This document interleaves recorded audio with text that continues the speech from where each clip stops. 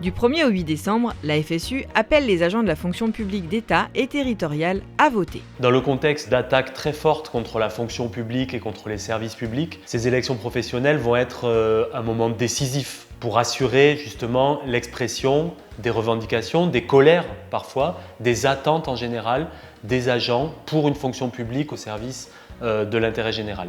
Tous les secteurs sont concernés, comme l'éducation où la FSU est majoritaire. Il faut voter FSU à l'éducation nationale parce qu'on porte un projet d'une école émancipatrice pour tous les élèves. La FSU défend l'ensemble des personnels, les assistants d'éducation, les AESH, les enseignants. Et c'est comme ça qu'elle présente aussi un projet cohérent et qu'elle porte des revendications ambitieuses pour les salaires et les conditions de travail. À la territoriale, la FSU est en pleine croissance. Voter pour la FSU, c'est d'abord voter pour un syndicat qui est indépendant des employeurs, qui défend le service public et ses usagers, qui défend tous les agents, qu'ils soient titulaires ou contractuels. Dans les collectivités où nous sommes présents, nous avons obtenu ces 4 dernières années le recul sur des tentatives de privatisation de l'entretien dans les collèges. Et nous avons également obtenu pour les agents contractuels et précaires des avancées significatives afin d'améliorer leurs conditions d'emploi et de travail. La FSU est également présente au sein du ministère de l'Environnement depuis sa création en 1972.